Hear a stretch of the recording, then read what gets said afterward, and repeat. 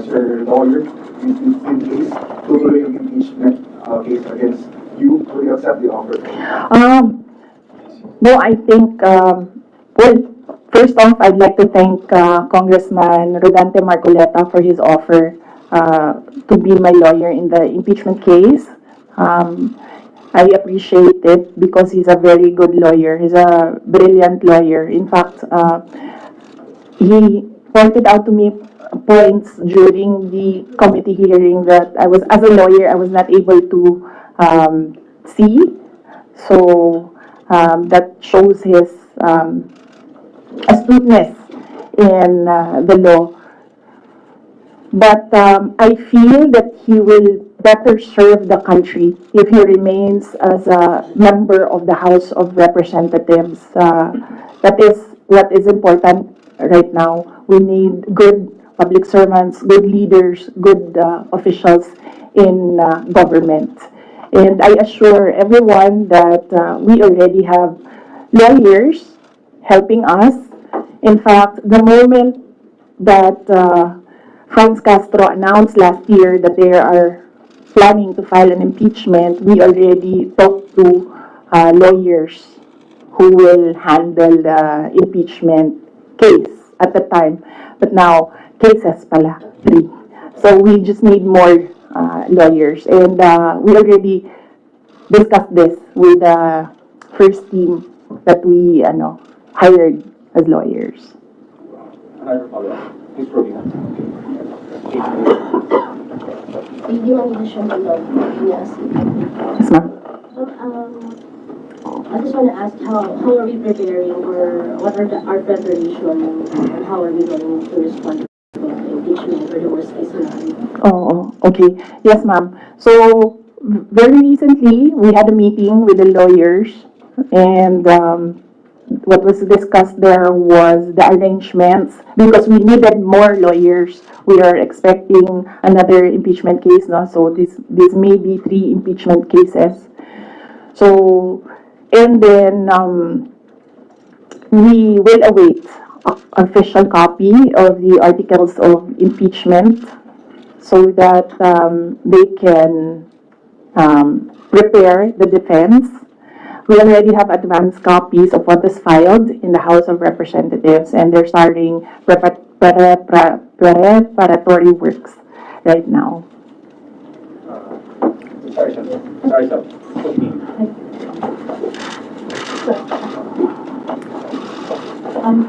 Most of your allies and former allies have changed positions or changed, their sides.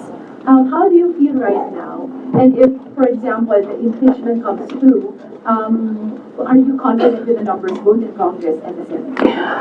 No, we're not confident with numbers, ma'am, because impeachment is a legal process and a political activity. So we are confident with the legal aspect of the impeachment because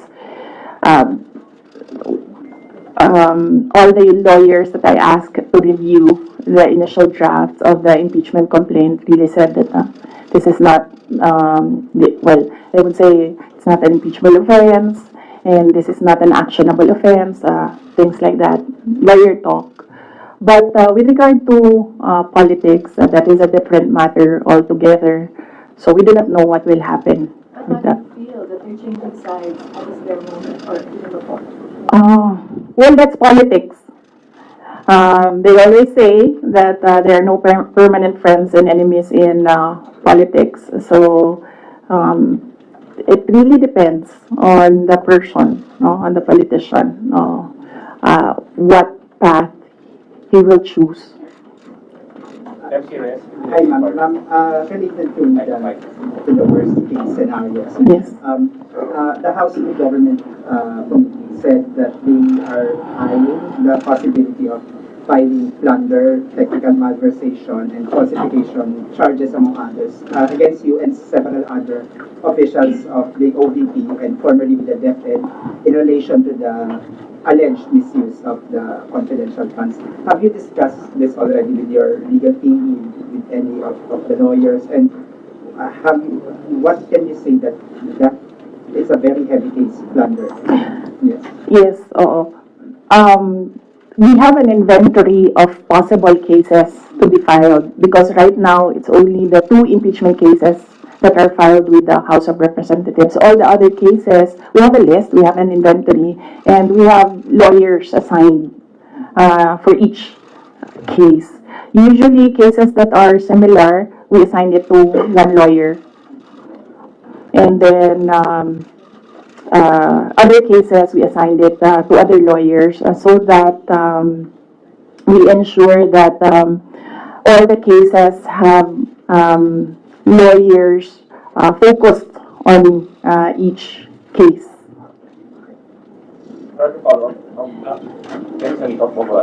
Dennis Sanito po from Bombardier Philippines. Ma'am, na-consult niyo na ba yung family niyo about this? Dahil kanina nabanggit niya tungkol sa mga lawyers about sa family. Si PRRD, nakausap na po ba ninyo? And ano yung payo po sa inyo? Hindi pa kami nagkausap ni dating Pangulong Rodrigo Duterte. I expect na magkikita kami as usual sa December 24 sa bahay ng mother ko. Likely, baka doon namin mapag-usapan yan kung man mapag-usapan namin dahil madalas kasi kapag nagkasama-sama yung pamilya, lalo na pag nandyan yung mga apo, ay yung mga apo yung pinag-uusapan ng pamilya.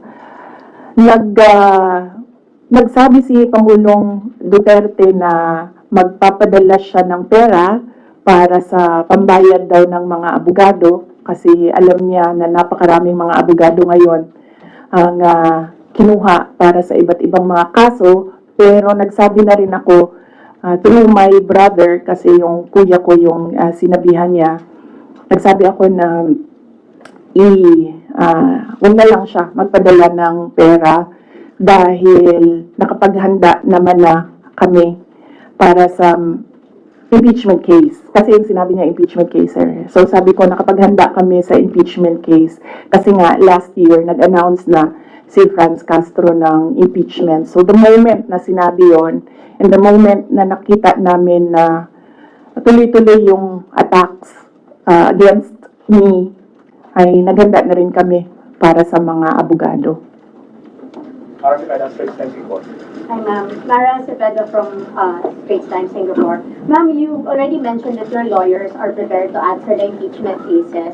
But the opposition groups who have filed the complaints against you are accusing you of being evasive in your answers in the alleged corruption and misuse of millions of confidential funds. Ma'am, baka you can offer an explanation also to taxpayers. How, kung above board po ba talaga yung paggamit nitong mga confidential funds? Para matapos na rin, ma'am, yung question once and for all. Yes, ma'am. I'm not being evasive. If you are referring to the budget hearing and the hearings in the House of Representatives, I'm not being evasive. I am not answering the questions because they have no authority to ask confidential questions. I am answering questions about the use of the money in the Commission on Audit, and there is no, you ask the Commission on Audit if there was anything at all that they can say or see that we are not cooperative with the audit. So it is wrong to say that I am evasive. I am definitely not answering questions about the use of the fund, about confidential funds, because it pertains to national security and the lives of the people involved in intelligence operations. And yes, as I said, we have fully cooperated with the audit process of the Commission on Audit, who has the sole jurisdiction to ask questions about the use of confidential funds. In fact, 2 quarters of the Department of Education are already cleared by the Commission on Audit, but it is still being questioned inside the committee in the House of Representatives. So, that is the reason why I am not answering questions from the House of Representatives. Plus the fact that, as I said, it is an attack. It is a political attack. If you are in aid of legislation and you want to legislate about confidential funds, you do not target one office and terrorize and torment the employees of that office. What you do is you do a sampling, a random sampling of the offices who have confidential funds.